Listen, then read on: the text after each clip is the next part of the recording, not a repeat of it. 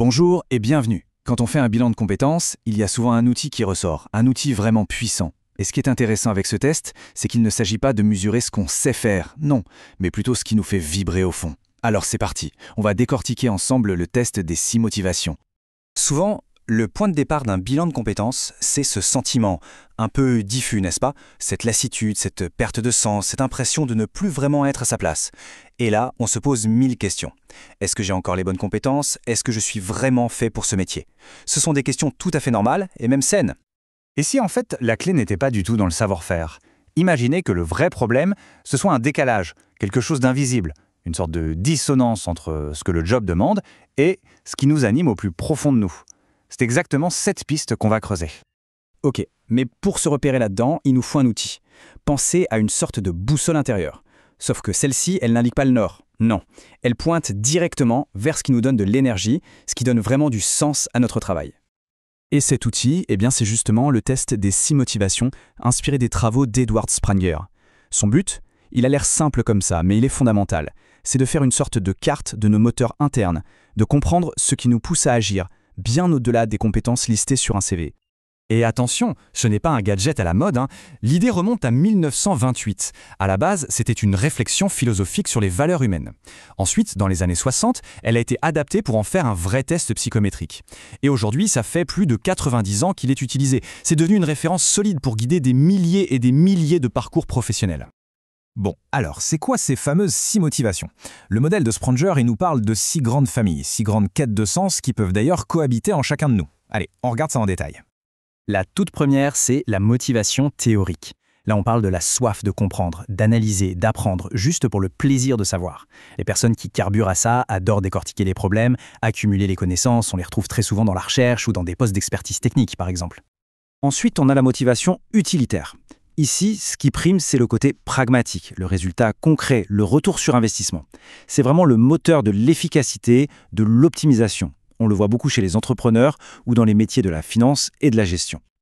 Troisième moteur, la motivation esthétique. Ici, on est guidé par la recherche de beauté, d'harmonie, d'équilibre. La forme est tout aussi importante que le fond. C'est vraiment l'énergie des créatifs, les designers, les artistes, les architectes, bref, tous ceux qui cherchent à apporter une touche de beau dans le monde. On continue avec la motivation sociale. Là, le cœur du sujet, c'est l'altruisme, le désir sincère d'aider les autres, de contribuer au bien-être collectif. C'est le moteur de l'empathie, celui qui anime les professionnels de la santé, de l'éducation ou du monde associatif. Cinquième motivation, l'individualiste. Et là, attention, le mot peut être un peu piégeux.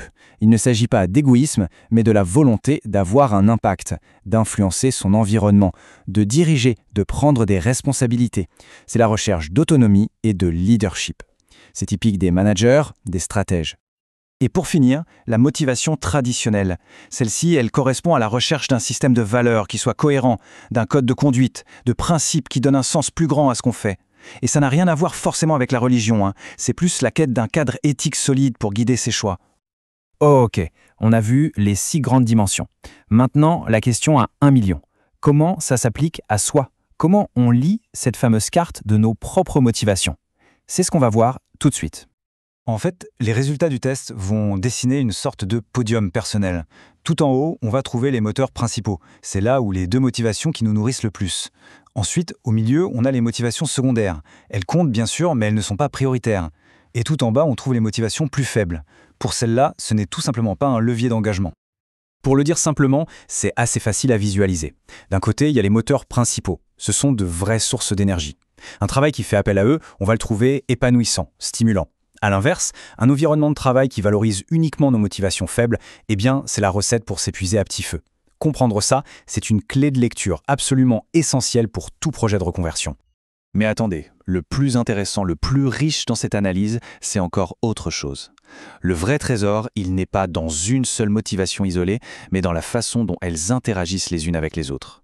Parfois, elles se complètent à merveille, et parfois, elles créent des tensions intérieures.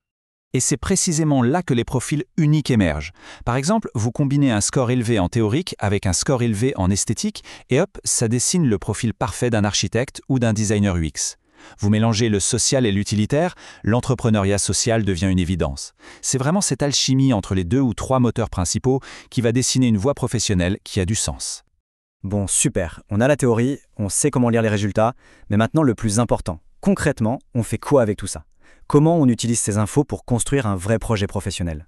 Allez, passons à l'action. Mais juste avant, il faut absolument déconstruire quelques mythes, quelques idées reçues qui ont la vie dure. Premièrement, et c'est crucial, il n'y a aucun jugement moral. Social, ce n'est pas mieux ou plus gentil qu'individualiste, ce sont juste des moteurs, des carburants différents, c'est tout. Deuxièmement, ne jamais confondre motivation et compétence.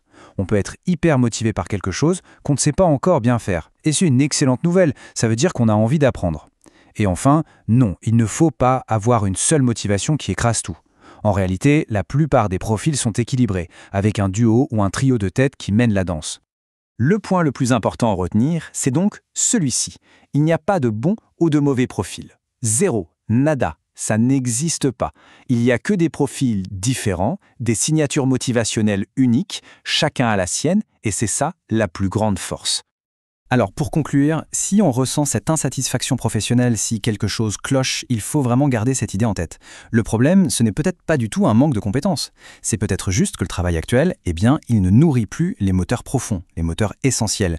Le simple fait d'identifier ces moteurs, c'est le premier pas, le plus décisif pour construire un projet professionnel qui a du sens, un projet qui nous ressemble vraiment. Et c'est précisément tout l'enjeu d'un bilan de compétences.